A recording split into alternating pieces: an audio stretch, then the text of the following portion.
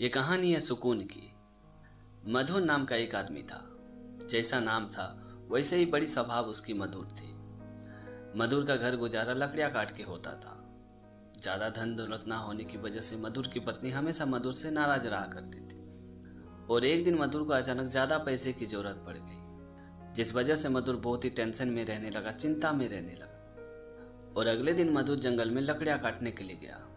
लकड़ियां काटते काटते मधुर सोच रहा था कि अगर मैं दिन रात भी मेहनत करके लकड़ियां काटूं तो भी इतना पैसे की व्यवस्था मैं नहीं कर पाऊंगा। और यही सब बातें मधुर अभी सोच ही रहा था कि अचानक जंगल में से आवाज आई कि मधुर, तुम्हारी चिंता, तुम्हारी सोच साफ साफ बता रही है कि तुम्हें बहुत ज्यादा पैसे की जरूरत है।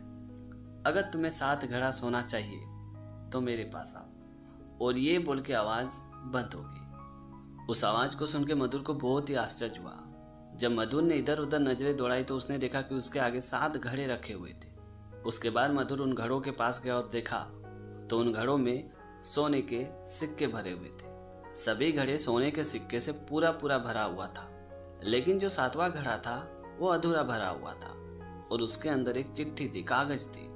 तो मधुर ने उस चिट्ठी को निकाल के पढ़ा तो उसमें लिखा हुआ था कि मधुर, तुम्हें जितनी धन की जरूरत है, आवश्यकता है, उतना धन तुम इन घड़ों में से ले लो।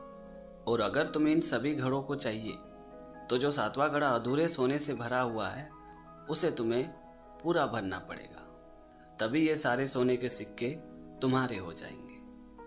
उस चिट्ठी को पढ़ने के बाद मधुर मन ही मन सोच रहा था कि अगर मैं किसी तरह मेहनत मजदूरी करके ये जो अधूरा घड़ा है उसे मैं पूरा भर दूंगा तो ये सारे सोने के सिक्के हमेशा के लिए मेरे हो जाएंगे।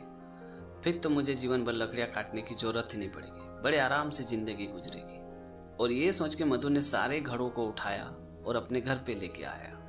और अगले दिन से मधुर बहुत ही भाग दौड़ करने लगा। वो हर पल हर समय यही सोचता था कि उस 7वें अधूरे घड़े को कैसे भरा जाए। और इसी वजह से मधुर को हर पल हर समय बहुत ही टेंशन रहती थी, चिंता रहती थी। वो जब भी किसी से बात करता था तो चिड़चिड़ा के बात करता था। तभी मधुर के एक दोस्त ने मधुर से कहा कि क्या बात है भाई, तुम इतने चिड़चिड़े से क्यों रहते हो? ऐसा लग रहा है जैसे तुम्हें यक्ष के 7 घड़े मिल गए हो। ये बात सुनते मधुर को बड़ा ही आश्चर्य हुआ और मधुर ने कहा कि हाँ, मुझे यक्ष के 7 घड़े मिले हैं। ये बात सुनते मधुर के दोस्त ने मुस्कुराते हुए मधुर से कहा कि भाई, यक्ष कभी देते नहीं है, वो हमेशा लेके ही जाते हैं। तो मधुर ने वापस अपने दोस्त से कहा कि यक्ष को देने के लिए मेरे पास है ही क्या जो यक्ष मुझसे लेके जाएगा। तभी मधुर के दोस्त ने मधुर का हाथ पकड़ते हुए कहा कि तुम्हारी हंसी, तुम्हारी खुशी, तुम्हारी सुकून, तुम्हारी शांति, यही सब तो तुम्हारी सबसे बड़ी दौलत है जो यक्ष तुमसे लेके चला गया है। अपने दोस्त की बात सुनने के बाद मधुर मन ही मन सोचने लगा कि ये तो सही बात है।